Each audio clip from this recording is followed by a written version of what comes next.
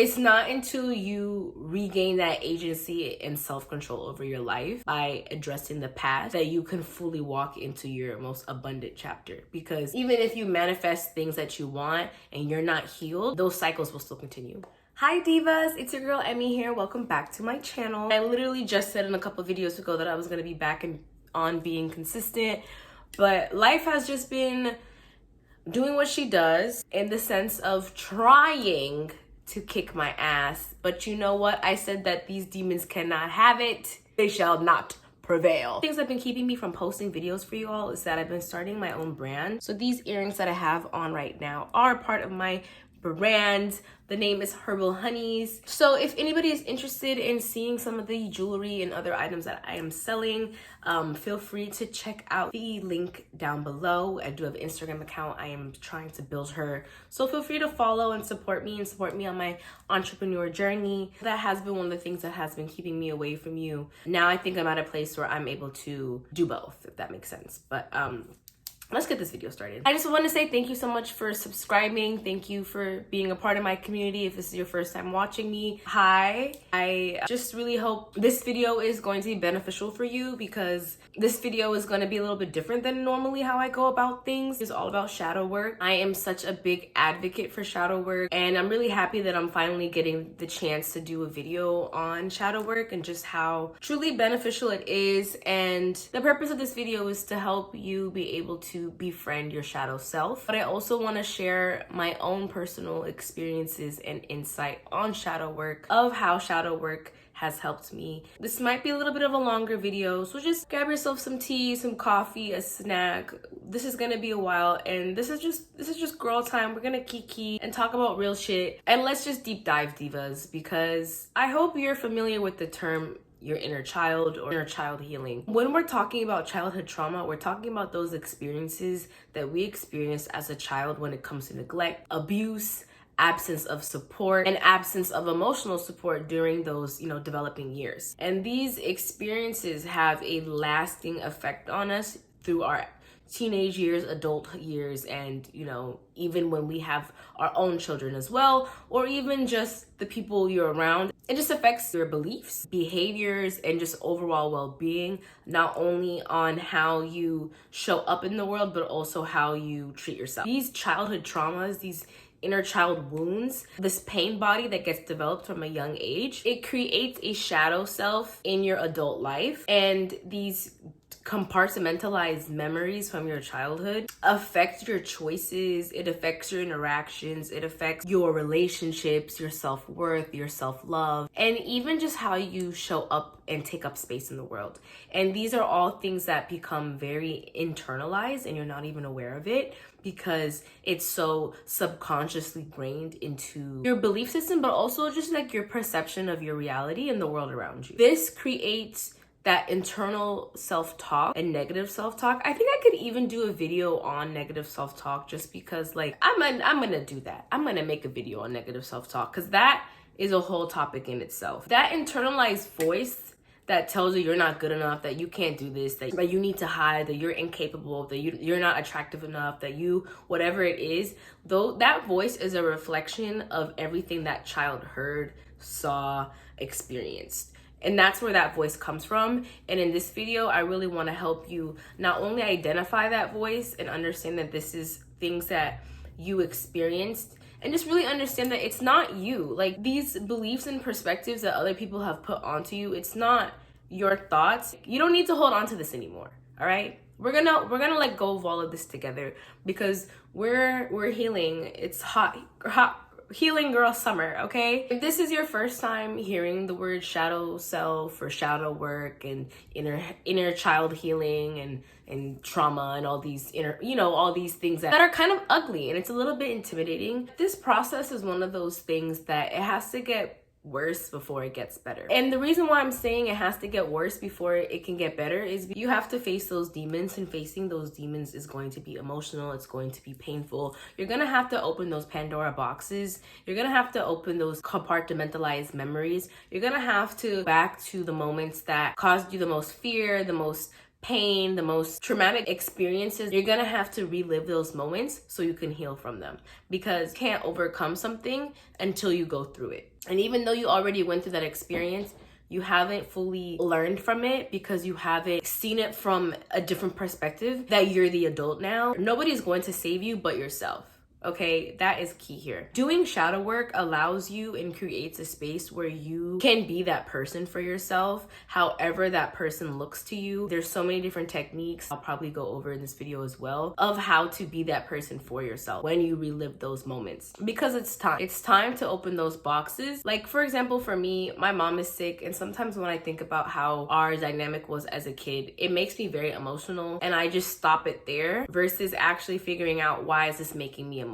If I keep just stopping it there and being like, I'm emotional and I'm gonna leave it alone right there, I'm not going to figure out what it is. And there's definitely some wounds that are still here that I need to get over, and I need to figure out how this is not only affecting the relationship, but how can I break these patterns, and also how is this wound, whatever it may be, also affecting my relationship with women and my ability to have intimacy, romantic, platonic, in general. And I say this because even me, like, we're human, right? We don't want to relive painful things. We want to just focus on the good. When you tell yourself that you're not strong enough to think about these things, or when you tell yourself, oh, I'll do it later, or I'll relive this memory like another time, it's time to open that box of emotional, heavy baggage and memories that you haven't opened in decades, defining, triggering moments, those memories that you're like, I don't even want to think about that. Those memories that you've blocked out, okay? That's how traumatic it was. It's time to finally open that box,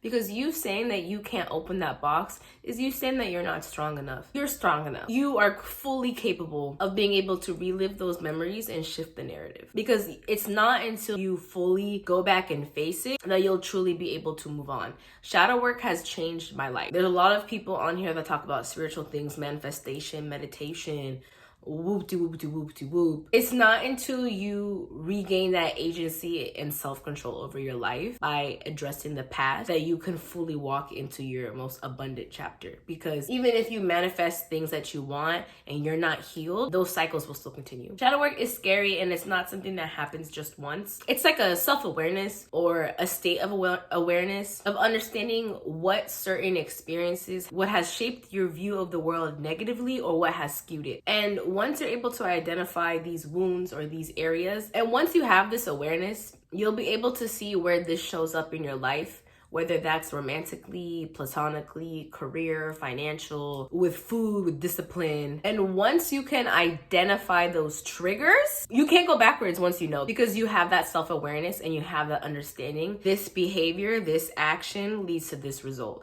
And once you understand, there is no going backwards. And even if you do go backwards, even if you do repeat it, it's never going to be the same, because you have that awareness. So let me give you an example. For me, intimacy was really difficult because I didn't grow up having people really around me. It was just me and my mom was never home because she worked multiple jobs. So to grow up, be someone that craved to be around people, and just learning how to have people be close to me. But then once I experienced the ways that having people close to you can go wrong, and how, your secrets could get out, or just, trusting people who don't have your best intentions for you, or people who are trying to take advantage of you, I was scared. I was really scared, because here I was thinking that I needed people, but maybe I had it right already. Like, it was a really confusing thing, but I also saw how lonely that was, if that makes sense. So yeah, intimacy, having true friendship was really hard for me, because I didn't grow up around people. I grew up with the idea that you can't trust people, and I knew that that wasn't what I wanted, but I didn't know how to find people who were worthy being my circle. And because I didn't know how to go about it, I kind of just trusted everybody, okay? And clearly that backfired. And having that backfire on me, and having something that I really wanted, which was closeness. We are humans, we're social beings and creatures. That made me really scared to get close to people and connect to people. So I started distancing myself, having relationships with a bunch of different groups of people, preventing myself from ever getting close to people, but still having people around me. And then one certain point in my life, I realized that this is still blocking me because I'm not developing closeness. I'm spreading myself thin, being close to multiple people. You know what I'm saying? This was like more like high school time where people are really like, cliquey. Like, at least that's how I grew up, like where I grew up. So to bounce around from all these different cliques, one made me feel validated because I'm like, wow, I'm able to adapt and get along with multiple groups of people at that time. But now that I'm older, I'm seeing how that was just me spreading myself thin from being able to develop true intimacy and have true community and have people show up for me because I was just the party friend, really was what it was. And I saw this in college as well. That was just what I was known for and my expectation. And now I'm at a place where that's not what I want or what I'm looking for. I had to learn that I have to stop living in fear, on top of experiencing how this can go wrong and also realizing that the community that was reflecting back to me was not what I wanted. I had to realize that the only way to develop that was to stop living in fear and go deeper and actually share things with people. I see now that I'm talking to you guys about this because I saw people who took advantage of me when I really wanted to be around people and crave that intimacy and have relationships, and then move into an older stage of life like high school and college where I just wanted to be friends with everybody, but in a very immature way, I can say now, because it was just more for like partying and in those very big social settings. But then when it came to something that I really needed people for, I didn't have anybody there. And that was also because I'm not sharing that with anybody because I had that wall up. And now that I'm older and now that I'm seeing how important community and intimacy and relationships and closeness really is, I'm finally at a point where I'm able to take that first step because people aren't always going to be so quick to be open. Now, because I'm older, I've never had a problem being open. That was the issue. I just didn't have discernment. So now that I'm older and I'm being able to be decisive of who I'm opening up to and who I'm sharing parts of me with, I'm seeing a community be reflected back to me, and I'm seeing people show up for me, especially this year when I have been really down and out. People have been able to show up for me because I'm giving that out, and I'm getting it back in return because I'm not giving myself out to people who would have taken advantage of me in the past because I have discernment and because I had to go through that to understand that. I could have continued to be open to people who would treat me like shit. I could have chose to just be closed off from everyone like my mother was. But I didn't want either of those options because I saw that there's people out there who do have closeness, who do have community, who do have support, and I didn't see why I couldn't have that.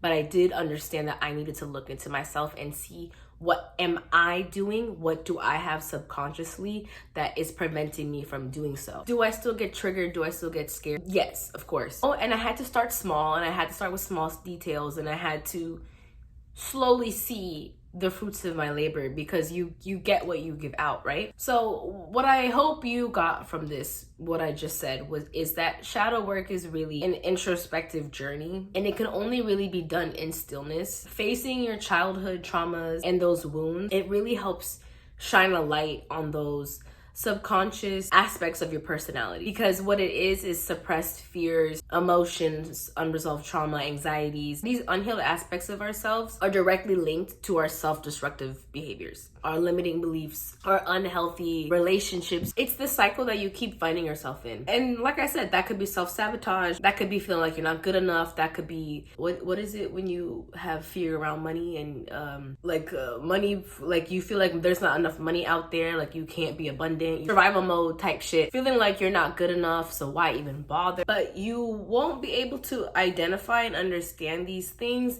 until you actually sit with yourself. Your shadow self is everything that you've suppressed, and you can only really understand and sit with your shadow self in stillness, in moments of solitude, in those dark night of the soul moments when things feel like they're crumbling and falling apart. Those are the best times to really do this type of self-evaluation, because sometimes when, like I said, things have to get worse before they can get better. And if you find yourself any type of pattern, you could benefit from this shadow work, and even just identifying, where did things start? What aspects of my personality or things in my environment or things in my behavior is directly linked to my suppressed emotions, fears, trauma, what is linked to my self-destructive behaviors. Oh my God, I was the queen of that. Doing this video right now is making me really think about, like, I was somebody who really just did not love myself. And I don't know if it was very obvious or not to people around me, but I think being in the place that I am in now, mentally, emotionally, spiritually, physically, like, it's so obvious to me, you know? It's so obvious to me now. Like, let me give you another example of your childhood experiences can affect you into adulthood and why this is so beneficial. Deliberately, intentionally went after men who were emotionally unavailable and were men that were beneath me and men that were just ain't shit and people I would never seriously date. And I was vocal about this too. I would say, like, I'm too busy, too distracted to even like think about being with somebody that I actually like. Let me just, you know, get my rocks off, kick my socks off, whatever the saying is, just like get what I need, but like physically, you know what I'm saying, from people who I knew I wouldn't even consider being a partner or somebody that I could even like really be friends with. And that's just like, looking at it now is like, it's so dumb. I saw that as a way to protect myself because one, okay, like daddy issues over here, hello, like half the world got them because 1 in 2 marriages in America ends in divorce. You know, so I feel like a lot of people can relate to me with this, but I went after men that I knew I couldn't get disappointed if they couldn't deliver or meet my expectations, because I was going after men who I had no expectations for. I was going after men that I thought I couldn't develop emotional feelings or attachment to, because I was like, I don't want to say I was like repulsed by these men, but it was just more like, I know what you are, I know what this is, and I know that I wouldn't like have an emotional attachment to you or even have the desire to date you because of the way like you live your life or just how you carry yourself. I don't know. I didn't have to think about getting us to the point of getting in a relationship or even getting hurt by you. I wouldn't even try to like make me your girlfriend or even get to that level because I wouldn't want to be, because you ain't shit. That makes sense. And to even understand this pattern, to acknowledge it, to understand it, to heal from it, to move on, I had to look at my shadow self and I had to look at my father wounds and the damage of, you know, having a dad that wasn't around, also emotionally unavailable, and realizing how do I heal from that, you know? As a woman, your relationship with your father is your first relationship with men. So if the first man that I had in my life was somebody who was emotionally unavailable, was never physically around, of course, what I'm going to allow and tolerate from men is going to be men who operate and have similar behaviors as he did, versus somebody who had a dad who gave him the world. Of course, if somebody tried to play that, they would never tolerate it because their expectation and their standard is set higher. So it wasn't until I really sat with myself to understand that and to break that cycle. And now my standard is so fucking high. Now I'm just not even talking to anybody because why would I? You can't just be talking to anybody or giving your energy to just anybody. Do you see how powerful and transformative this is, and how that behavior, that pattern, that self-sabotaging behavior, subconscious belief that I had was affecting me romantically and even just the way I saw men. And it wasn't until I really sat with myself and sat with what I saw in my childhood. This is so transformative even when it comes to growth, personal development, because it allows me to reparent, re-nurture, heal, and just love on myself. Because once you get to a place where you can express this pain, this discomfort, once you're able to put a name on it, once you're able to identify the trigger, once you're able to see where this comes from, there is no coming back, right? Because if I was to get myself in the same situation, and even if I saw it hold through, just date somebody who's subpar or whatever, and see how that treats me, or see how somebody who couldn't give the proper time that I need, that would just hurt me. If it got to the place where now I'm hurt, my brain would be like, you see, you're self-sabotaging, or you're doing this again, or you see, like, this is why you need to let this go, so that way you can make room for people who will show up for you fully the way that you deserve. When you are able to fully dump this emotional baggage, this pain, this anger, this sadness, this self-sabotage, what happens once you dump it? You replace it. Something has to get replaced, right? And this is what I meant by it allowed me to love on myself, because what do I want to replace this with? What do I want to replace self-sabotaging thing with? Well, love for myself. Because what I was doing was rooted in unlove for myself, right? Because that was how I was basically taught, or like subconsciously taught, because having somebody who is supposed to be around barely putting in any effort told me that I probably just am not worthy, which is why I'm over here taking anything that I like, whatever I could get. And that's not true. I had to sit with myself and let that little girl in me understand and know, like, that's not true. You deserve the world, and I'm going to give it to you in my adulthood. I'm going to show you all the ways that we can show up for each other, that I can show up for that little girl that never had it. So that way now she is able to reparent. I'm able to reparent myself. I'm able to nurture and heal myself. I'm able to love myself. And I've been able to do this to the point where it's like, I want the moon and the stars, and I'm not gonna settle for anything less than that, because that's what I give myself. I give myself all the compassion, all the love, all the nurturing. And I had to sit with that girl. I had to, when I tell you childhood, like, not to get spiritual in this video, but that's kind of what I do here anyway. But I mean, childhood healing, like, there is the spiritual side of it, and there's also like the practical, you know, psychological therapy route of it. But we're adults now. We have the power to like be that person that we never had, okay? In those moments as a kid, I wish somebody just validated me. I wish somebody just said, hey, let's do this today. Or, you know, actually spent time with me. What do you think I do all the time now? I spend time with myself. I take myself wherever. I travel the world by myself because I'm just a very curious person and I want to see everything, and I'm not going to wait for somebody to do that with me. I'm going to put myself in that position to experience everything that I want to experience. And the little me loves traveling. There's this little flight here. Let's go, girl. Like, and just be open to whatever possibilities and experiences are waiting for me. And that fulfills my inner child, and that is how I nurture myself, and that is one way of how I love myself. Not to give a big example like that, but it can even be just taking myself for a walk. I say all this because how do you heal from it? How do I show myself now that I know I went after people who were subpar romantically, who wouldn't even take me seriously? How do I change that to men who respect and adore me? How do you do that? By showing that love to yourself. That's what I'm trying to say here. And that has changed my life, has honestly changed my life, my energy, my aura, my reality. Loving myself, understanding me the way that I need to be loved and understood. RuPaul says it all the time. If you can't love yourself, how in the hell you gonna love somebody else? That's what it is. And now that I'm operating on the level energetically, vibrationally, of being so full of self-love, I'm not attracting, also discernment, okay, because I had to learn from my mistakes. Can't just trust anybody.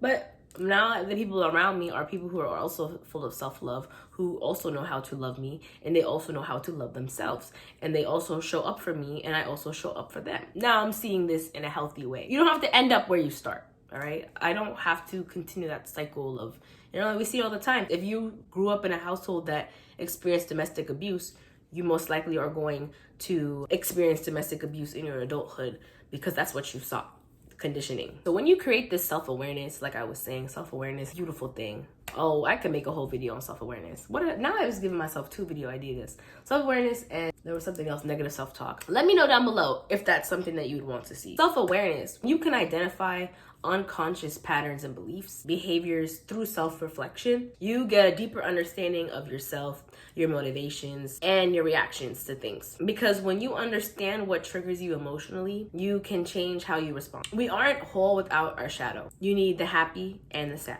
You need the ups and the downs, the yin and the yang, embracing yourself as a full being. You have to make peace with the dark side of yourself. I had to make peace, memories that I didn't want to remember, and now I won't settle for anything less than the moon and the stars.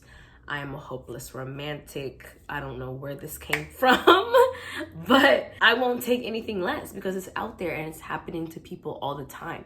And that's kind of how I try to think about things now. Like, I have some issues when it comes to money, and I'm still working through those shadow work with money. Money is everywhere. It really is. Money is really everywhere. And growing up in a state of survival mode and, you know, being low income and all that thing, it didn't feel like that because in my reality, there was never enough.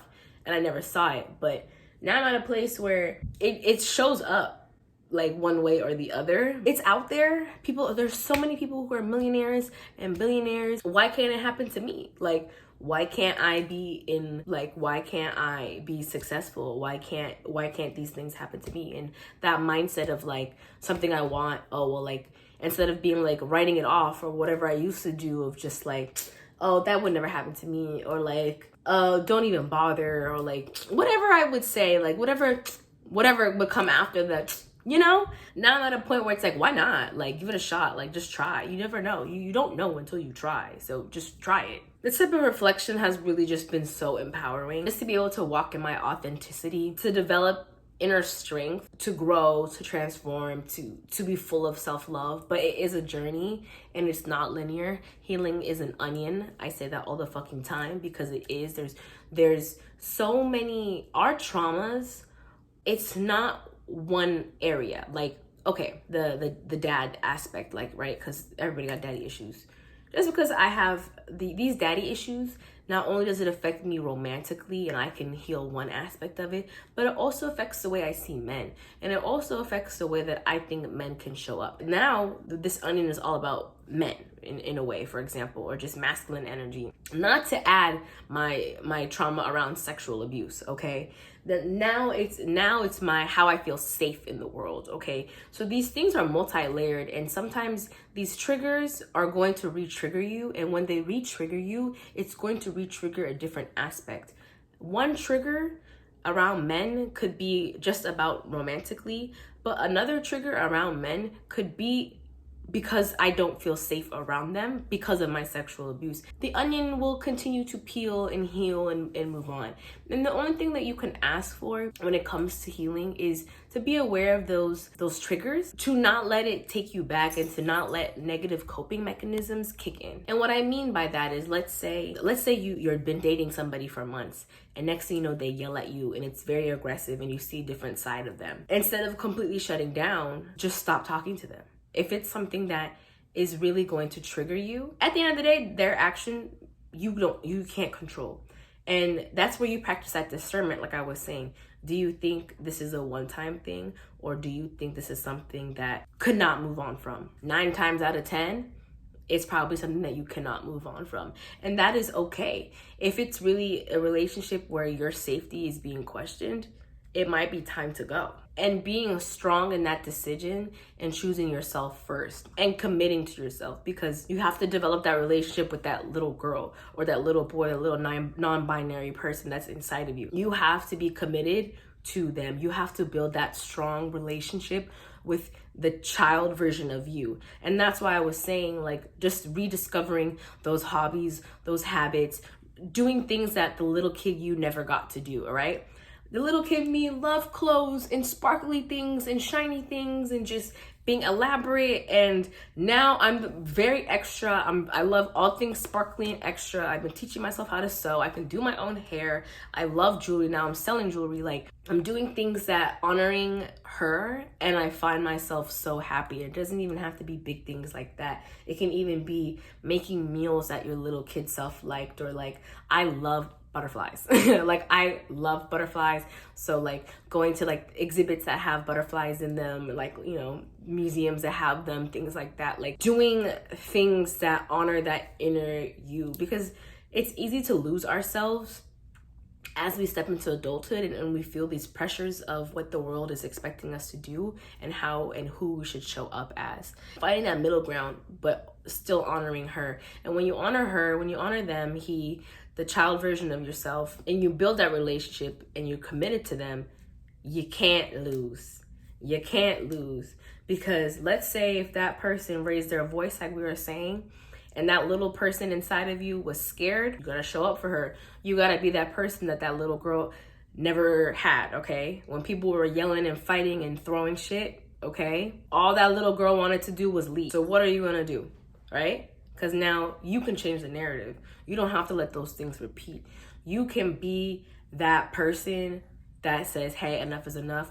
We're gonna get her out of here because she doesn't need to see that. Okay. Okay. And all of this starts with self-reflection. And self-reflection starts in stillness. And that could be going for a walk, that could be journaling, that could be meditating, that could be painting, that could be whatever it is. But introspection, it may feel chaotic, it may feel overwhelming, it may feel very emotional. And if you have I don't want to say troubling past, but if you've been through a lot of heavy emotional things, it would be beneficial to talk to someone. And if you don't feel like having a therapist or getting a therapist is right for you, then turning to people who you trust and sharing these memories with them, because you don't have to go through it alone. This type of shadow work and childhood trauma, it kind of makes you feel like you're questioning everything or just like very uncertain, and it's because your reality is falling apart. And that's so beautiful, because you're a snake that's shedding that skin. You're shedding all that trauma, all that gunk, all that ugly stuff that's been making your heart hard. And you know, you can't even, like, you're cracking through all the pressure that has formed this beautiful diamond underneath, and you don't even know who you really are without your trauma. So many people, they make their personality around everything that they don't have, that they want but they don't have, and that's why they're bitter and they're angry and they're walking around here just grumpy and shit. Make space for yourself creatively to have this introspection, like the journaling, meditating, doing the things that you love, going to therapy, spending time in nature, talking to someone, listening to podcasts, listening to self-help podcasts. On Purpose with Jay Shetty, he has like one of the #1 podcasts for like self-help and self-development. When you listen to podcasts like his and you're hearing about topics of, you know, emotional trauma and whatever, you're hearing people talk about their own experiences, and 9 times out of 10, you're not the first person to, like I said, the daddy issues. I'm talking about this very openly because 1 out of 2 marriages end in divorce. So of course there's going to be people out here who relate to me, and maybe hearing me talk about it in this way will help spark something or acknowledge something, or even like a lot of times hearing other people talk about these things has really helped me expedite and speed up my own healing, because I'm hearing somebody who's more far along in the processing these emotions, and it helps to be able to kickstart those emotions. You know, listening to people talk and shed light on patterns that you might not be able to see, but you gotta face it. You have to face and accept these dark aspects of ourselves, and embracing it as a part of our being, and having compassion for ourselves. You know, you were just a child, we were just children thrown into a certain situation and had to experience whatever it was that you experienced, but that doesn't have to be your story moving forward. And that story doesn't have to be those subconscious beliefs. It doesn't have to make you scared and affect those relationships and the reality that you're in now. I'm saying this as someone who has been severely depressed for their entire life, and I had no idea I was suffering from depression my whole entire life, because I watched a parent, because I only had one parent and only one person in my household. I have no siblings. It was just me and my mom, and my mom was severely depressed. So to live and watch somebody be severely depressed your whole life, carry that attitude and that mindset, I'm at a point where that's not going to serve me anymore, and that is not how I want to see the world. And I had no reason to see the world in such a negative way, because I have not experienced what she has experienced. I want more for myself. I want the moon and the stars. I want my fantasy life, and I know I'm going to have it. And to get to a place where I can even say that to myself or to somebody who I'm close to, or to even say it online on the internet, is just a testament of how far I've come. Because there was a point in my life where I really thought like this was it. You know, I have to keep working 3 jobs just to barely make it. Now I'm at a place where I'm really understanding like that story that my mother has doesn't have to be my story. And that's where generational trauma comes in, because there are elements of generational trauma when we talk about shadow work. But that would be a different video. Let me know down below if that's something you want to see. I know I've been talking for a while, so let me just like, are you still here? Are you with me? Can you drop a heart? Let me know that I'm not talking to myself. I just want to know if you're still with me, okay? Because yeah, I wanted more for my life, and I wanted like that I fantasized as a kid, and I want that for everybody. And I will do everything in my power to make sure that happens for myself and for that little kid version of me, and just to make that girl happy. Disclaimer, okay? Like I said, getting a therapist is definitely beneficial for this during this journey. And if you don't feel like a therapist is right for you, maybe being a part of a support group that will provide you with such great guidance, understanding on how to navigate this complex journey. And it's important to remember that shadow work is an ongoing process. Healing is an ongoing process, okay? It is an onion. It is not linear. You'll continue this self-care practice probably for the rest of your life. And engaging in healing activities is so important, not only just during this part of your journey, but just throughout your life, because one, healing is not linear. It is a big old onion, and so many layers and different things will resurface, and different aspects of the onion. Like I was saying earlier, like my dad not being around, not only does that affect my romantic life, my stability, but also, created abandonment issues. And that can affect so many different areas of my life. But also, too, remember, new triggers and new traumatic experiences are still going to happen, and they're going to occur in your life. You're going to meet and experience things that are going to trigger you in new ways, as well as trigger your old wounds. So it ain't ever really done, is basically what I'm trying to say here. So self-compassion is fundamental. Just being gentle with ourselves. We're going through an uncovering of very painful memories and emotions. And like I said, reparenting, relearning, re-loving, rediscovering ourselves, even if that means you have to go in to your memory bank and alter it, okay? Be that superhero that you never had. Go in and be that person, all right? And apply that in your day-to-day life. Apply that when you feel triggered. There's only one person that's ever gonna save the day for you, and that's you, okay? I've literally done this. I've literally changed scenarios and situations and that were traumatic memories and made it that cartoony thing ever, and like me saving the day. And I try to apply this now in my adulthood.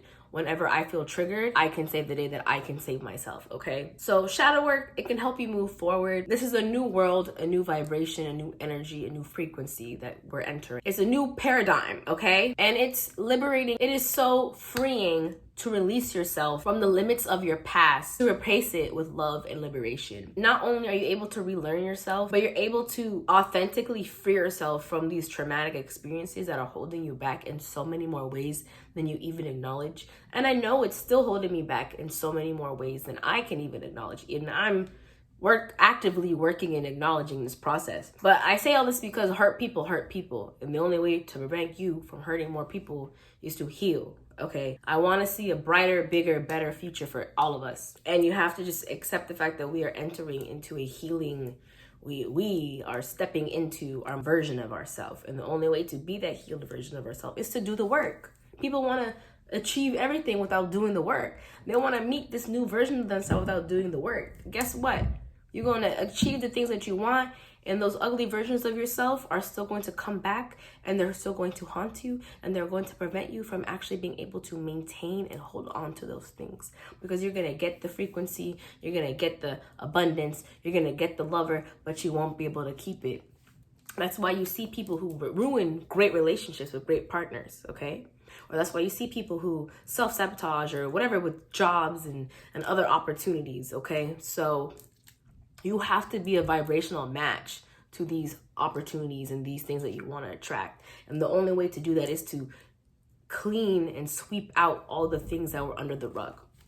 So that's my video. I know this was a long video, and I really hope that you were able to, follow along, and I hope that I dropped good gems in there for you, because I want to see the best for all of us, and I want to see you win, and I want to see you healed and be happy. And thank you for watching this video. Thank you for supporting me. Subscribe to my channel if you're not subscribed, especially if you made it to the end. I want to make more videos like this. I'm trying to kind of step away from astrology temporarily, just because I'm really on this self-healing journey at this moment, and I want to keep my videos authentic to where I'm at in life. But yeah, if that's something that you're interested in, hit that subscribe and hit that like. Let me know that I wasn't talking to myself. I love you. Have a great day and stay golden. Bye.